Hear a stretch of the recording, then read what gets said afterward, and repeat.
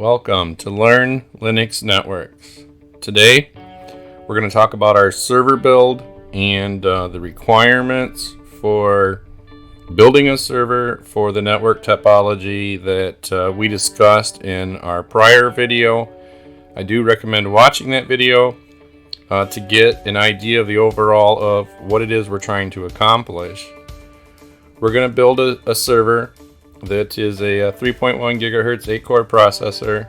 It has 32 gig of RAM, and it has 2 terabyte hard drives installed. This is the list, and we'll talk about each of these items on the bill of materials as we go through. My total price for building this server was $1,485. And there's a few things in here that can significantly reduce the cost of building the server. I made one mistake, and I have a couple requirements that led me into a higher priced system, which we'll talk about each of these individually, so we'll address those at the appropriate time. I used a Supermicro server chassis. These server chassis are really nice, and I've used various different brands of server chassis, and this is my favorite by far. They're durable, they're strong, they'll range in price. You can find them for under $100, and you can find them a lot more expensive. Some come with power supplies, some don't. This one comes with a power supply. So I have two requirements, that really drive me to this style. One is I use a rack that is not real deep. I forget what it is. It's like 15 inches deep, I think. So I want really shallow servers, and this is a 9.8 inch deep chassis. So it will fit really nice into my mini tower rack. I probably should have put a picture of my rack in here. It's short. Like I said, it's shallow. It's on wheels. I can move it around. I brought the cable bundle up through the floor with about 3 to 4 feet of extra cable, so I can just wheel the rack out from the closet if I need to do any service work on it. With my rack style, it's also important to me that the rack have front accessible I/O panel, like this one here does. So if I keep 2 servers in my rack, one, in case I need to fire another one up for whatever reason, I can just unplug cables, whatever. If I want to plug in a monitor, all my ports are right there in the front. It's really accessible. And this leads to one of the things that caused my price to be higher. So to go with a 9.8 inch deep chassis, you're only going to be able to do that by purchasing a mini ITX server motherboard, and that is expensive. If you went with an ATX motherboard, you have the room for it. You can definitely get motherboards much cheaper than a mini ITX. I have in there two 2 terabyte drives, and there's a lot of discussion to be had here. I mean, some people are going to comment and say that in the physical server you need to have the top of the line drives in there. They need to be fast, they need to be reliable. I only spent $154 on these 2 drives. These 2 drives are reliable in my opinion. They're 6 gigabyte a second data transfer to the drive. Our server needs to have 2 drives in it for redundancy. So it will be set up as a RAID.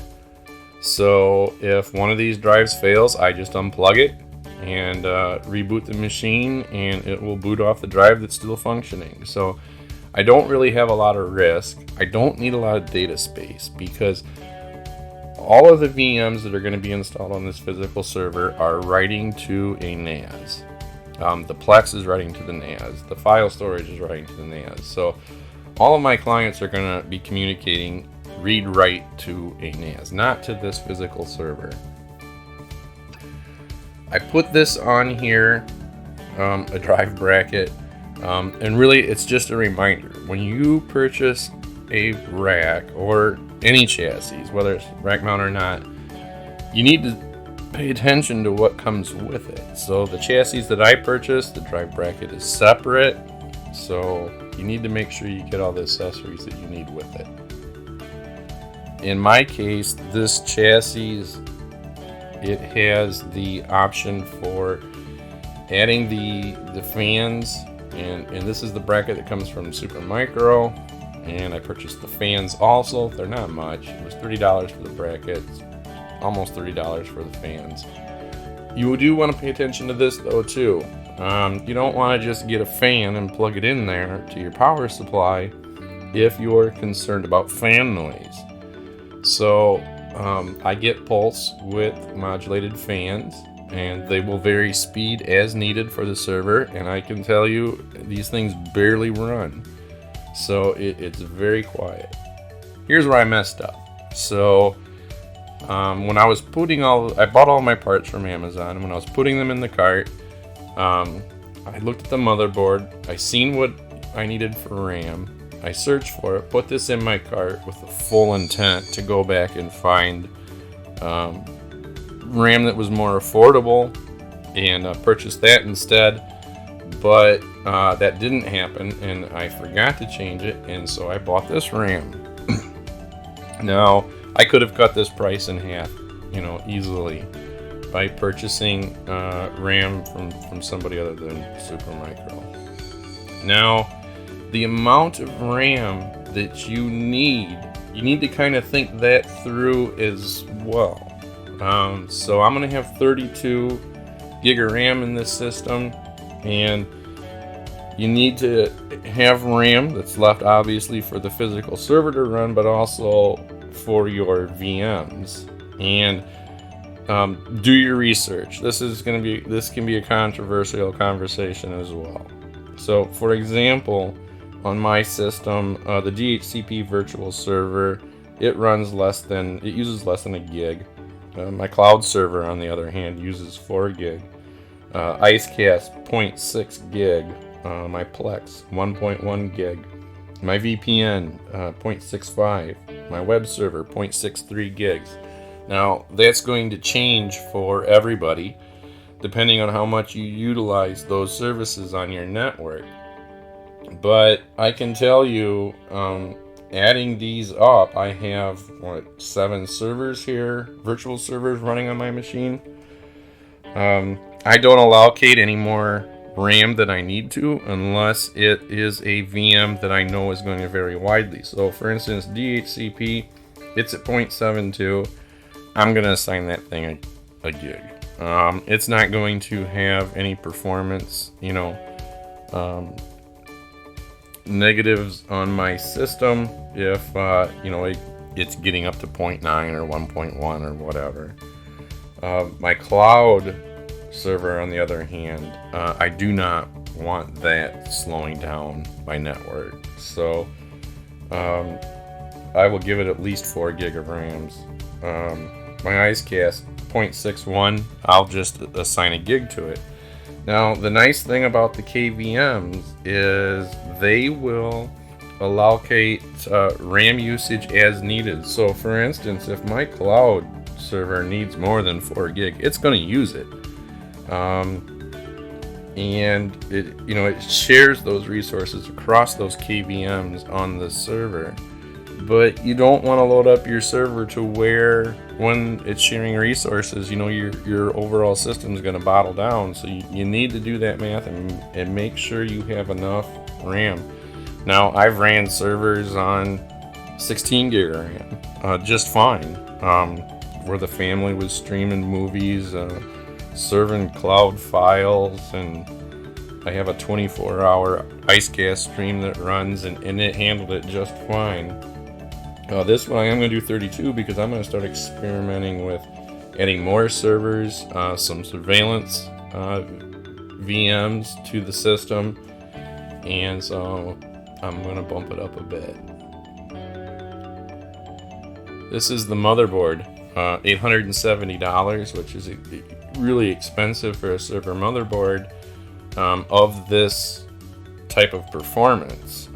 You can find the same, 3.1 gigahertz 8-core processor in an ATX form factor for significantly less. But I need that mini ITX.